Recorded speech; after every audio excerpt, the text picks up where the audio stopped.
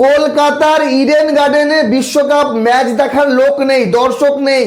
মাত্র 100 টাকা প্রবেশ মূল্য, 100 টাকা টিকিটেও লোক পাওয়া যাচ্ছে না। যদি ফ্রিতে এন্ট্রি দিত তাও মনে হয় কেউ যেত না দেখতে। এইরকম অবস্থা ইডেন গার্ডেনে। গত ম্যাচ হলো ওয়েস্ট ইন্ডিজ স্কটল্যান্ড, সেখানেও দর্শক নেই। আজকে তো 1000 লোক নেই, 1000। মানে স্কটল্যান্ড এবং ইতালির ম্যাচ চলছে, স্কটল্যান্ড ভালো ব্যাটিং করেছে, 207 রান। আমরা টিভিতেই দেখছি, আমরা মাঠে গিয়ে দেখবো কি করে? অ্যাকচুয়ালি আমরা যেখানে থাকি এখান থেকে কলকাতায় গিয়ে ম্যাচ দেখা মানে 2 রাত্রি জার্নি, সেখানে হোটেল নেওয়া, নাইট স্টে করা।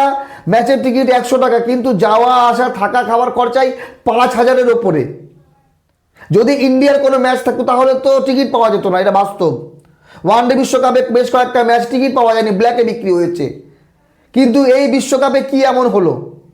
বাংলাদেশের 3টি ম্যাচ রাখা হয়েছিল কারণ দর্শক। নেপালের ম্যাচ রাখা হয়েছে দিল্লিতে। আর নেপালের ম্যাচে আমরা গতকাল দেখলাম যে হিসেবে দর্শক ছিল ইংল্যান্ড এবং নেপালের ম্যাচে, মনে হচ্ছিল ইন্ডিয়া খেলছে, এত ভিড়।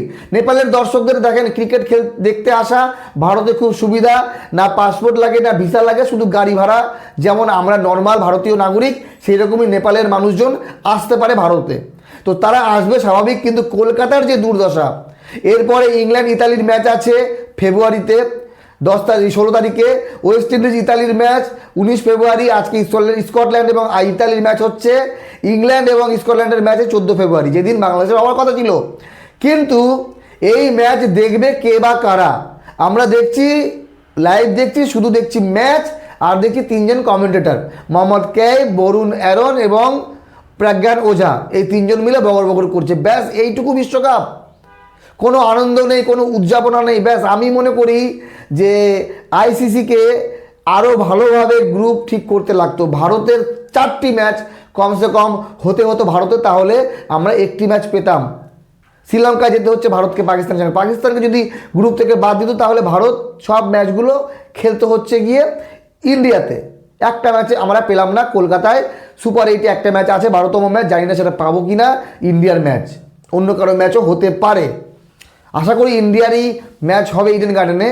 তবে নেপালের এবং ইতালির ম্যাচের মূল্য 400 টাকা। নেপাল এবং ওয়েস্ট ইন্ডিজের ম্যাচের টিকিট মূল্য 400 টাকা। কিন্তু কলকাতার ইডেন গার্ডেনে যতগুলো ম্যাচ, তার সর্বনিম্ন টিকিট মূল্য 100 টাকা। কী করে হতে পারে 100 টাকা কোনো টিকিট মূল্য? আপনাদের মতামত জানাবেন।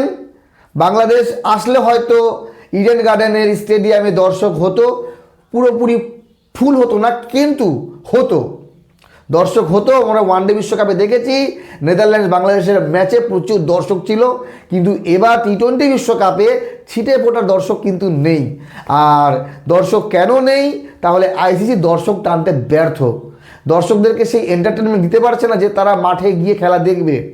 আর এই ইডেন গার্ডেনে পশ্চিমবঙ্গ, উড়িষ্যা, ঝাড়খণ্ড, বিহার, আসাম, ত্রিপুরা, এইগুলো সব রাজ্যের মানুষ কিন্তু বিশ্বকাপ ম্যাচ দেখতে সেখানে আসতে পারে। কারণ এখানে একটাও ইন্ডিয়ার ম্যাচ দেয়নি। কেন দেয়নি এটা নিয়েও কিন্তু প্রশ্ন ওঠানো উচিত। ভালো থাকবেন সবাই, ধন্যবাদ।